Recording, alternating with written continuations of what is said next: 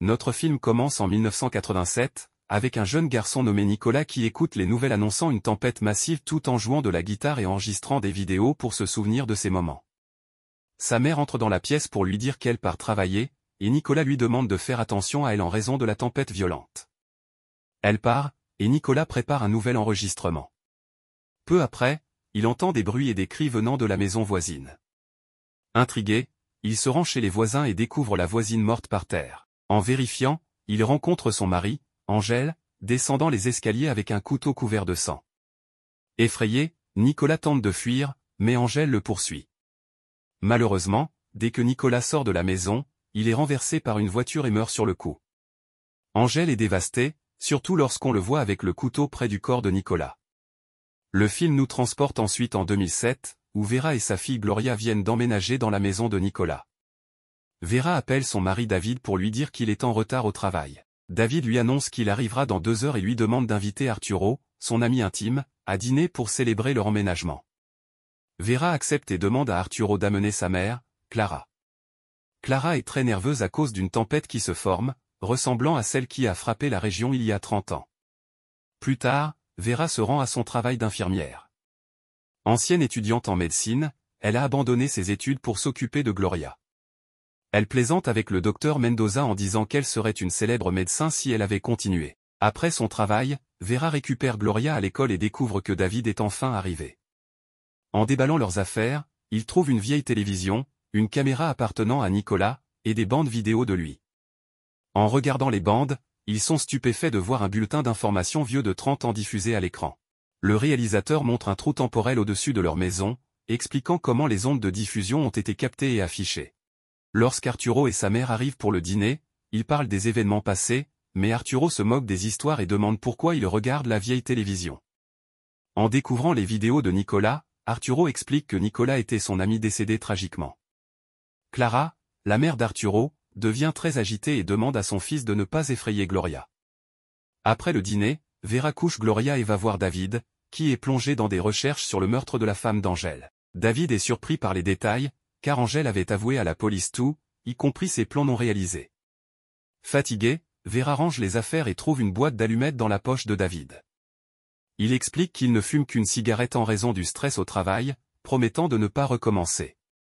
Il jette l'allumette par la fenêtre et ils vont se coucher. Au milieu de la nuit, Vera se réveille avec la télévision diffusant à nouveau le bulletin d'information vieux de 30 ans. Plus étrange encore, lorsqu'elle tente d'éteindre la télévision, elle voit Nicolas en direct à cause des interférences de la caméra. Nicolas lui parle, et Vera essaie de le convaincre de ne pas sortir pour éviter d'être écrasé par une voiture. Nicolas, pensant qu'il s'agit d'une blague, ne prend pas les avertissements au sérieux. Vera lui montre la nouvelle de sa mort et des événements futurs à l'école, comme un éclair frappant le bâtiment et une coupure de courant.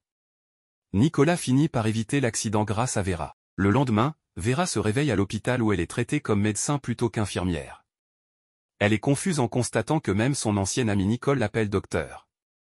Vera comprend qu'elle vit dans une réalité différente. À l'école, Nicolas constate que l'éclair a bien frappé le bâtiment et a endommagé l'horloge, confirmant ainsi que les avertissements de Vera étaient réels. Après avoir quitté l'hôpital, Vera cherche Gloria à l'école, mais l'école affirme ne pas avoir d'élèves portant ce nom. Elle se rend au travail de David pour lui expliquer la situation, mais il est perplexe et ne la reconnaît pas. Vera est au bord de l'effondrement, et David essaie de la calmer.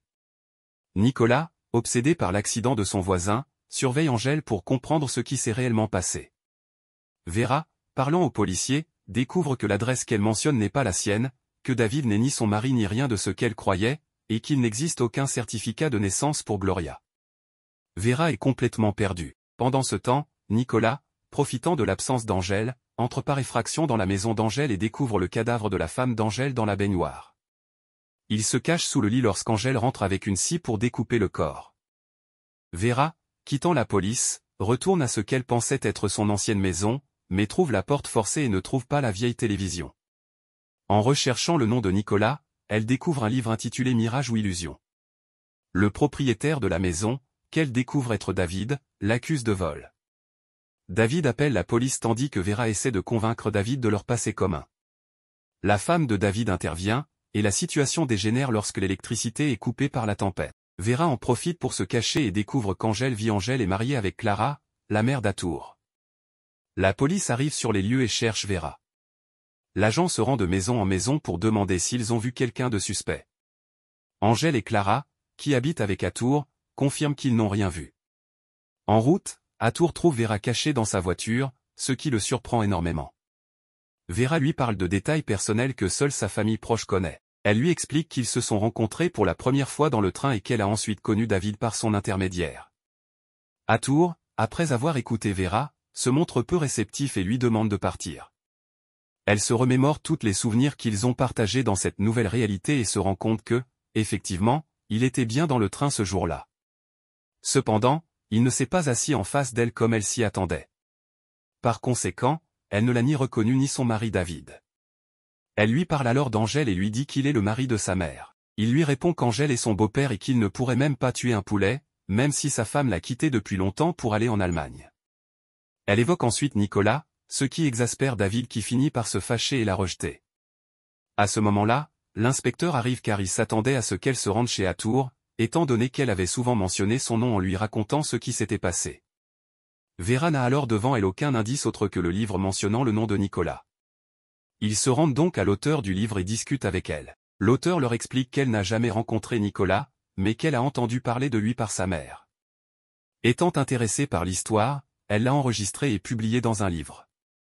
Elle ajoute que tout cela pourrait ne pas être vrai et que la mère de Nicolas a peut-être inventé l'histoire. Vera rétorque que certains éléments du livre sont véridiques et qu'il existe bien un lien entre elle et Nicolas, ce qui a provoqué un grand changement dans sa vie.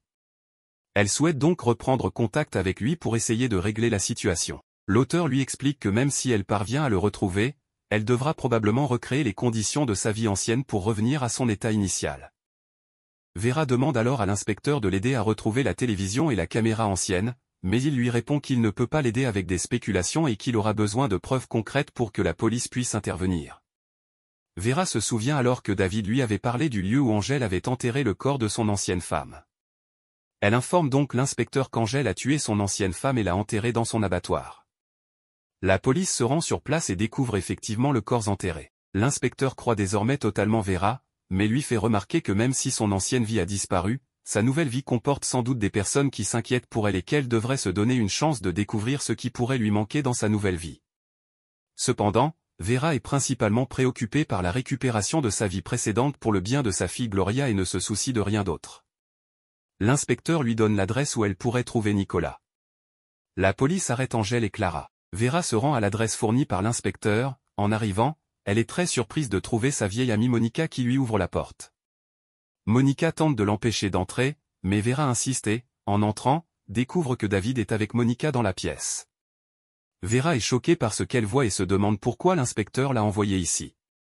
Elle retrouve également la même boîte d'allumettes que celle trouvée avec David dans sa vie précédente, prouvant que David l'a trompée même lorsqu'ils étaient mariés. Elle utilise cette découverte pour demander à David de rechercher le nom de Nicolas dans le système bancaire ou de signaler son infidélité à sa femme.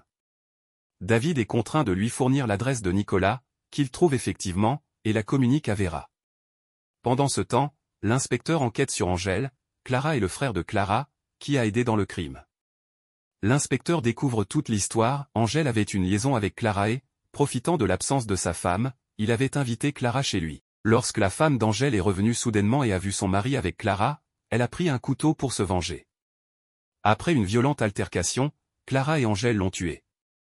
Clara a ensuite utilisé son frère, qui travaillait à l'aéroport, pour obtenir un passeport au nom de la femme d'Angèle et s'est rendue en Allemagne pour simuler son départ. Tout le monde a cru que l'épouse d'Angèle était partie et qu'il avait épousé Clara. Cependant, Nicolas avait vu Angèle en train de découper le corps et avait signalé le crime, mais la police avait douté de sa déclaration, pensant qu'il était mentalement perturbé. Nicolas a passé beaucoup de temps dans une institution psychiatrique avant de finalement affirmer qu'il avait menti pour être libéré. Il est ensuite revenu dans sa ville natale et a attendu que la femme qu'il avait rencontrée passe par là. Lorsqu'il l'a vue, il s'est assis à côté d'elle dans le train, ce qui explique pourquoi elle n'a jamais rencontré Atour ni David, car Nicolas était à côté d'elle ce jour-là, pas Atour. Vera arrive à l'adresse fournie et trouve la mère de Nicolas qui l'attend, comme Nicolas l'avait prédit. La mère lui montre des photos d'elle avec Nicolas, et Vera est bouleversée par la situation. Nicolas arrive peu après et lui explique qu'il a vécu 2 des pires jours de sa vie lorsqu'il a vu son nom sur le rapport de police. Il lui parle d'une vie qu'elle n'a jamais vécue et de souvenirs qu'elle a oubliés du jour au lendemain.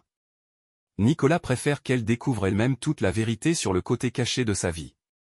Nicolas souhaite également prouver l'infidélité de David pour qu'elle puisse comprendre la vérité sur la vie à laquelle elle souhaite revenir. Il lui demande de lui tenir la main pour se souvenir de leur vie ensemble. Vera se rend compte qu'elle est très heureuse avec Nicolas, qu'il aime profondément et est fidèle. Elle veut cependant retourner à sa vie précédente pour le bien de sa fille et demande à Nicolas de retrouver la télévision et la caméra ancienne, et de communiquer avec lui-même plus jeune pour qu'il cesse de la chercher. Nicolas admet qu'il ne sait pas où se trouve la télévision et la caméra, mais Vera lui dit qu'il ment car lorsqu'elle est arrivée chez David, elle a trouvé la porte cassée, ce qui signifie que Nicolas est allé là avant elle, pour tenter de communiquer avec lui-même plus jeune. Nicolas admet avoir essayé mais avoir eu peur de changer sa vie actuelle.